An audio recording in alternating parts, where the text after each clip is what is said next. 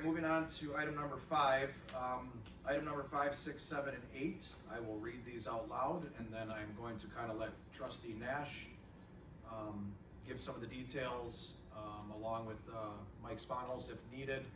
I guess Jessica as well if she wants anything to add. This is something 5, 6, 7, and 8 that Trustee Nash has been taking the lead on to try to save the taxpayer some money. So,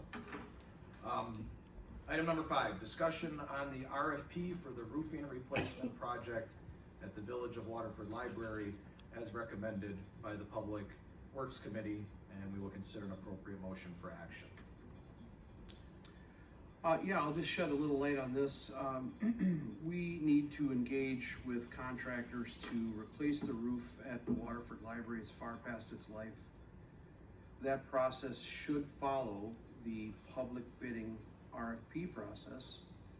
We got a generous offer from our engineering counterparts at Baxter and Woodman to help Director Sponholz and I formalize the RFP for roof replacement, as well as others if we so choose through 6, 7, and 8, to put those together in a format that is generally considered the standard.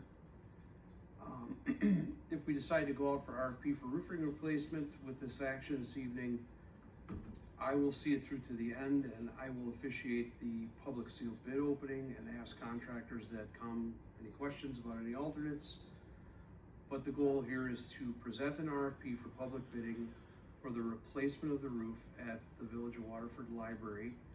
This project is going to be north of $200,000.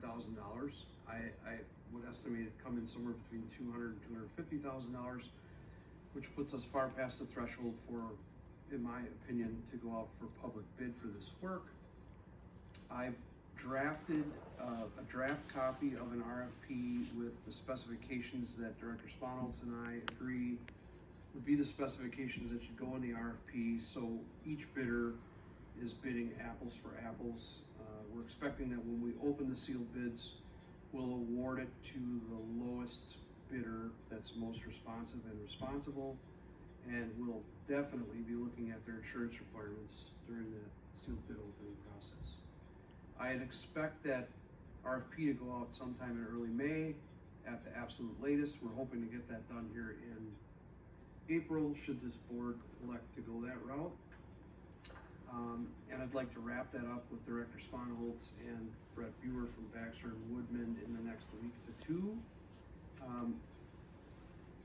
I believe that this motion should allow us to then just post the RFP. I don't believe we'll have to come back to this board to review the RFP. I think it's sort of immaterial. We're really looking to have the roof on the library stripped off and a new roof put on in the proper fashion, in a very commercial building standard fashion. So that said, that's kind of the context behind item number 5 on tonight's agenda. And you can take it from there, President Jaski. All right. Anybody have any questions for Bob on what he just said? He said it quite well. Just one comment. Yeah. Thank you so much for doing what you're doing. No problem. Mike, anything to add? Or I know you've enjoyed Trustee Nash kind of working with you here. It's been a good It's team great to have unit. his experience working on this It project. is. It's been an asset to all of us, so they're greatly appreciated. If there is nothing else for Bob, then I'm looking for a motion. Motion to move forward with the RFP for the roofing replacement at the library. All right. I have a motion. Do I have a second? Second. I have a second. Any other conversation or questions? All right. All in favor? Aye. Any opposed? All right. Motion passes.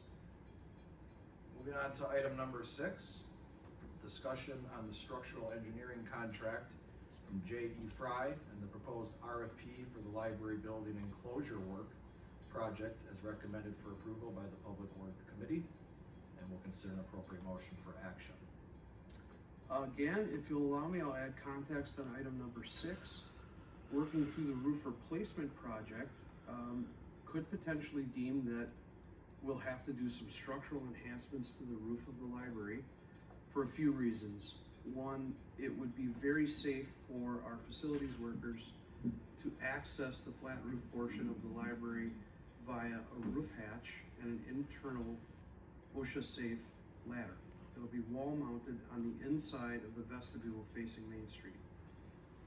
So penetrating that roof, creating a hole for the scuttle, will necessitate that we hire a structural engineer for that work. Also, we're going to have to consider the rooftop weight load of the rooftop unit that we will replace under item number 7 and or 8. The new rooftop unit that will go up there will replace the chiller system that the library has right now. There's a condensation chiller on the roof that sinks the heat out of the system, and the new unit potentially may weigh up to 2,000 pounds more than the current one that sits up there. We also may look at relocating that.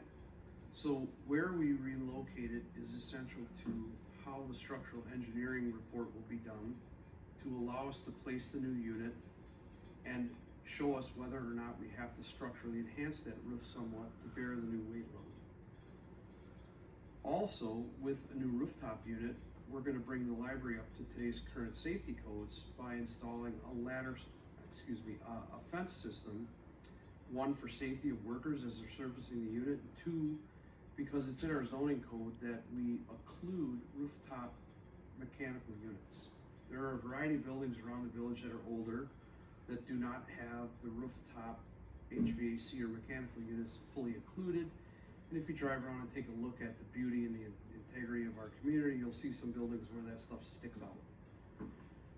We've imposed this ordinance on others, and it's my belief that we should do the same on our own library. So the posts that get mounted to the roof structure will have to resist lateral load and wind load, and that will require that we have a structural engineer give us those details so we can put that part of the project together.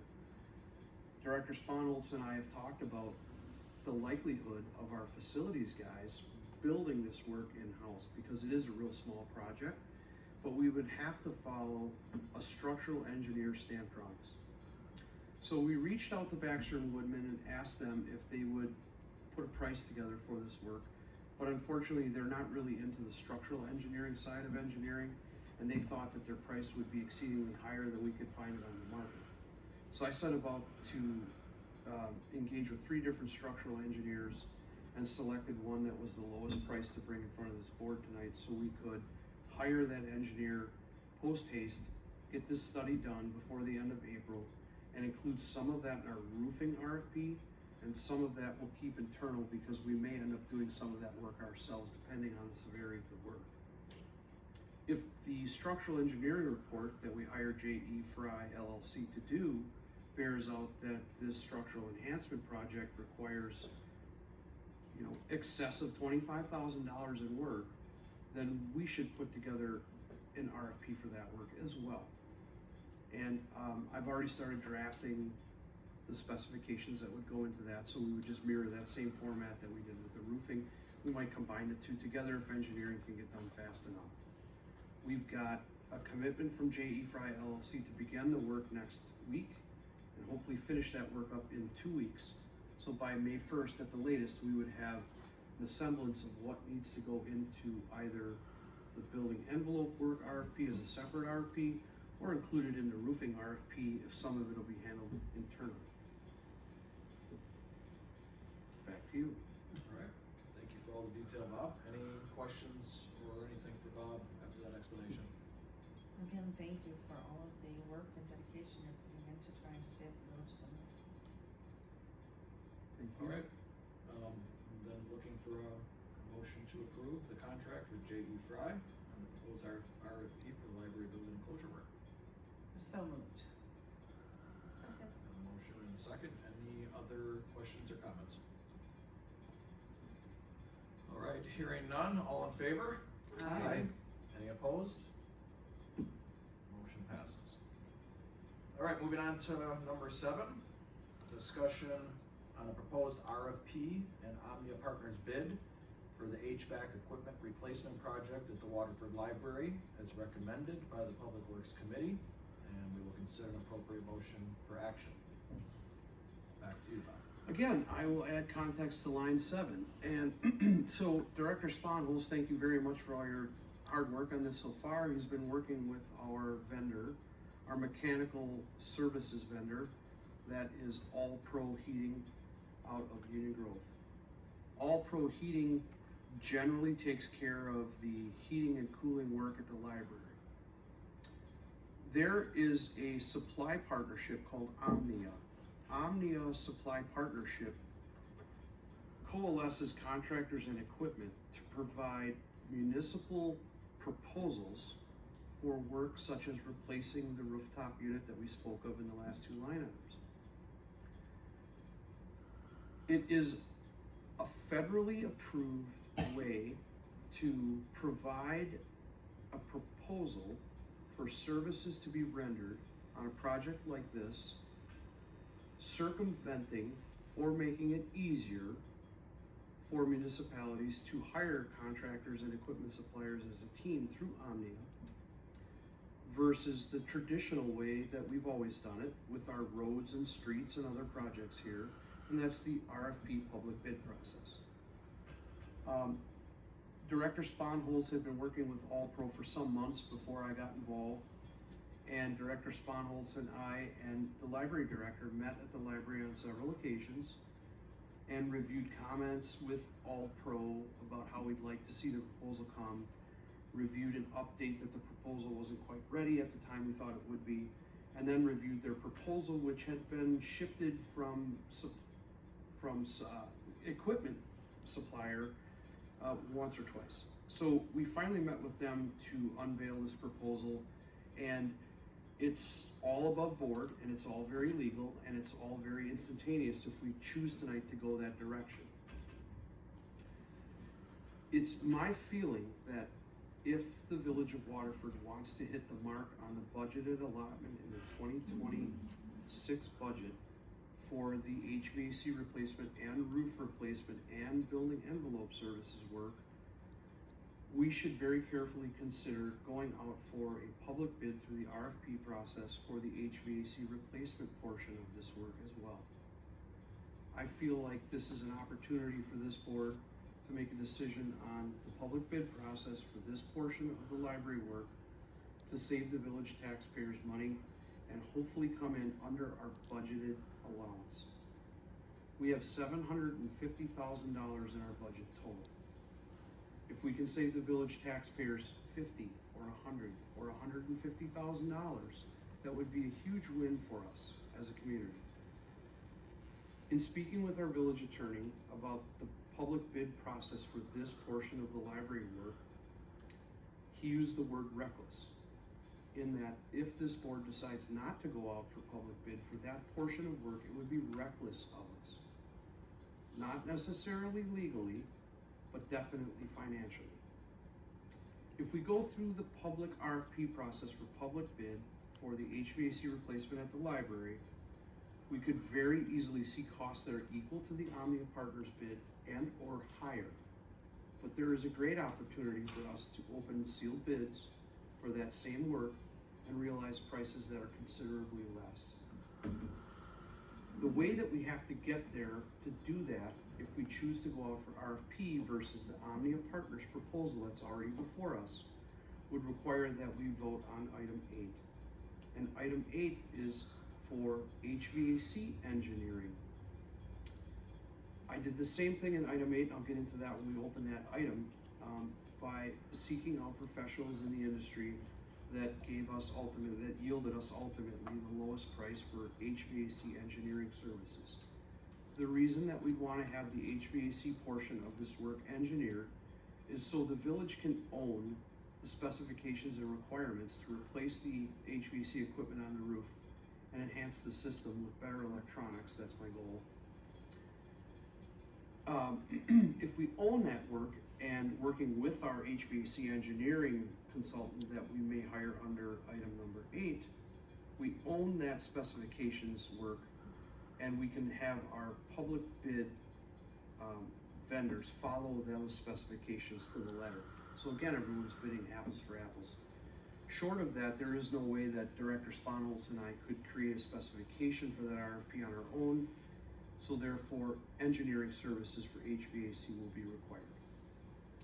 That's if we choose to follow item 7 and go out for RFP for the HVAC roof replacement.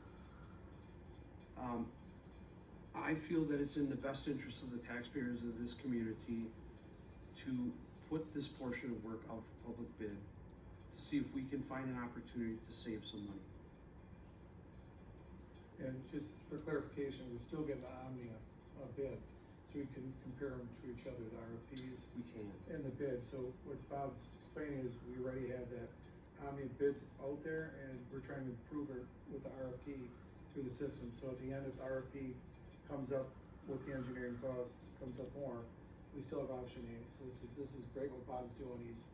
He's comparing two things, and you know, one of them's gonna be cheaper, and we're gonna get the cheapest out of both. So it's good job, Bob. Least expensive. Yeah, least expensive. Not cheap. Yeah, for sure. But yeah, so we still get that. So it's really a good deal. And I think that the proper course of business here would be to invite our current HVAC mechanical repair contractor, All-Pro, to turn in a sealed bid during the RFP process. We'll open that and read that aloud along with the others. If that's a mirror image of their Omnia Partners bid, based on the HVAC engineering that we'll vote on in item number 8, great. If that changes their bid up or down, well, we'll just let the cards fall where they will there in the best interest of the taxpayers of this community. I agree. Thank you for that detail, Pat. Thank you for the clarification. As this has been explained to me by Bob and by Mike Sponholz, and I know Jessica has spent a lot of time on this, going the route that we should go for doing what's right for the taxpayer here in the Village of Waterford and all of us will add a little bit of time to the project. Is that correct, Bob? That's correct. Okay. We would love to have this going already. The critical path for all of this is we need to get the roofing RFP out, get a respondent, get them hired. We need to remove the roof and replace the roof with the structural enhancements that we talked about in item number 6. So those two go in concert. Once the roof is replaced, then we can put the new rooftop unit up on the rails that are going to be specified to carry that load.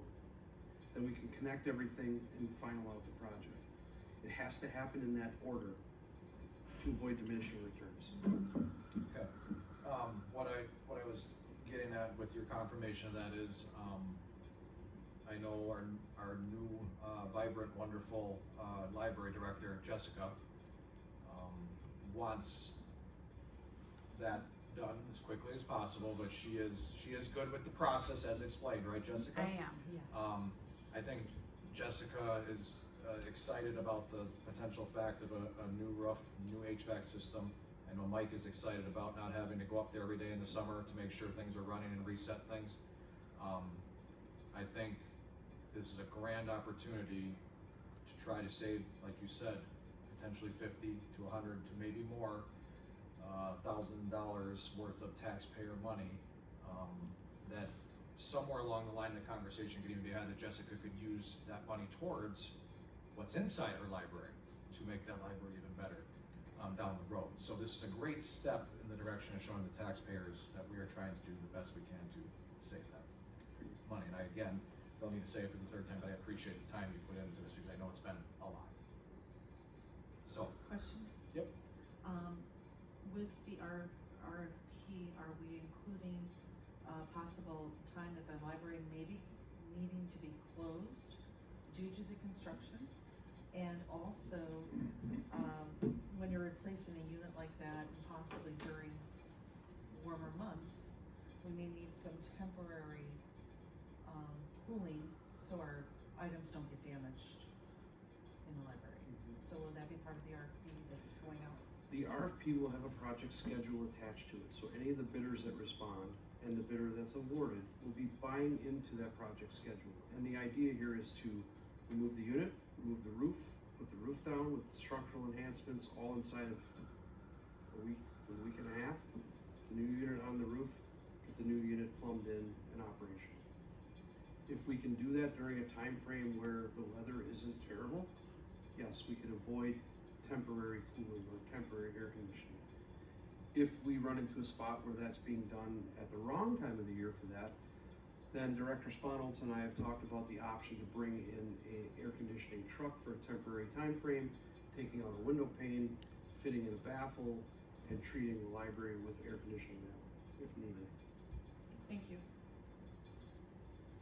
All right, anything else for Bob on item number 7? Okay, looking for a motion. Bob, it may be best you do this motion just so it is worded correctly and one of us do not mess it up, but I will take a motion from anybody. I'd like to make a motion to put the HVAC replacement project at the Waterford Library out for public bid following the RFP process. Excellent motion. Do I have a second? I'll second. I have a second. Any other comments or questions on item number 7? All right, hearing none, all in favor? Aye. Any opposed? Motion passes. All right, moving on to item number 8, discussion on the HVAC engineering services contract from Eagle Design to be utilized in the RFP for the library HVAC equipment replacement project as recommended by the Public Works Committee, and will consider a motion for action. So finally, adding a little context to item number 8, interviewed with 3 different HVAC engineering services companies and selected the one that was of least cost for maximum value. And, in order for the village to put the HVAC replacement project out for RFP, we have to have specifications from which to follow. And we'd like to own that specifications work and not simply just leave it up to a supply house or an engineering team selected by a contractor at random. I think it's important that we know that we're going to own the equipment and specs that go along with it to do it right, same as we would in a roadway situation. All right. Any other comments or questions? Thoughts there? All right, looking for a motion. I'll make a motion to utilize HVAC engineering services from Eagle Design to be utilized in the RFP for the library HVAC. Second. All right, we have a motion and a second. Any other questions or conversation? All right, hearing none, all in favor? Aye. Any opposed? All right, motion passes. All right, moving on to item number 9. Consider a motion to convene into executive session pursuant to Wisconsin State Statutes, section Arbor 19. Day? Oh my gosh, Arbor. sorry, I have an outdated sheet here, thank you. Thank you. All right, on item number 9, the correct version. Consider a motion to proclaim April 24th, 2026 as Arbor Day 2026 in the Village of Waterford. I'll make a motion, to make April 24th, 26th, Arbor Day for the Village of Waterford. I will second. Mike, before we obviously will approve this, do you have anything planned for Arbor Day this year that you would like to throw out there? Probably the grandest event in the state, with about 160 fourth graders. They're all getting free trees. We're gonna plant 3 trees. They're all gonna participate. We did 40 kids last year, and now the teachers at the school wanna bring all the fourth grade classes. We did 1 class last year, so it's gonna be a pretty great event, April 23rd. If anybody wants to come by and participate or help out, we need some volunteers for the stations. So if anybody's around the village, Where is that gonna be? 10 Club Park. All right, yeah, if anybody can make that, that would be great. And you said that's the 23rd, not the 24th? It is Thursday, April 23rd. 23rd? April 23rd is. At what time? It'll start at 10. Thank you. All right. We have a motion and a second on the table. All in favor? Aye. Any opposed? All right, Arbor Day it is. Thank you for giving me the update. All right, item number 10 then. Mr. President, if I might, Yes? just while we're still in open session, because 10 will take us into closed session. Yep. I would like to implore this board, but I'll start by giving thanks to Andrew Ewert. Unfortunately, Andrew Ewert wasn't able to be here tonight. Tonight would have been his last village board meeting as a village trustee after 10 years of service in this community. And I feel that it's important that I say thank you for all the time and service that he spent with this village. His sage advice and wisdom will be missed as we move into a new era. I appreciate you saying that, Bob. I'm glad you said it there. I was going to also bring that up when we did get out, but you're right, it probably will be a little bit. I would definitely agree on behalf of myself and this board. Thank Trustee Ewert for 10 years of service. His passion, his enthusiasm, his will to always do good and best by the Village of Waterford taxpayer and resident will be fondly remembered by myself and everybody else, I'm sure. I'm gonna miss our lively banter.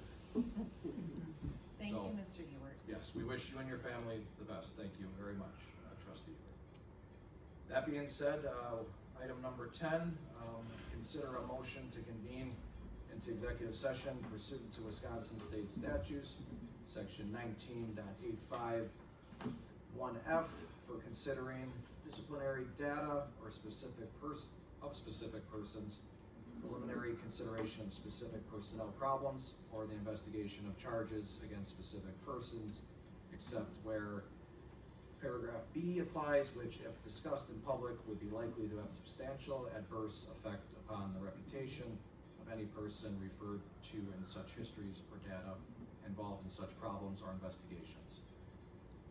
The items we will be discussing in closed session tonight pertain to 3 EMS employees and pertain to 1 village administrative staff employee.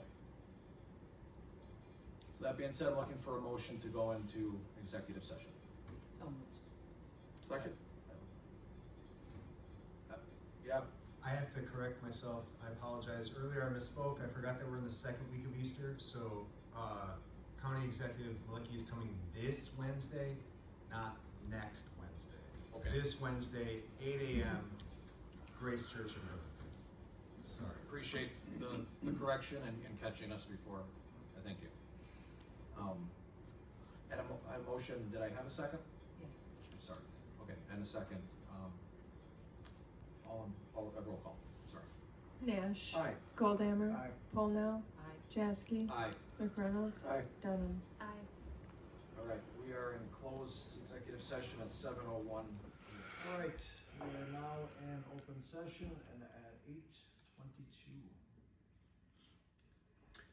I would like to make a motion to allow President Jaski to act on the items discussed in closed session. I'll second that. All right, we have a motion and a second. I want for the minutes, Trustee Goldhammer was involved in our conversations, but he is recused from any of the action coming out of closed session. Okay, just so that is out there. So we have a motion and a second. All in favor? Aye. All right, looking for a motion to adjourn? Motion to adjourn? Second. Wait, I thought you were gonna grab that one. All right. Aye. All in favor? Aye. Aye.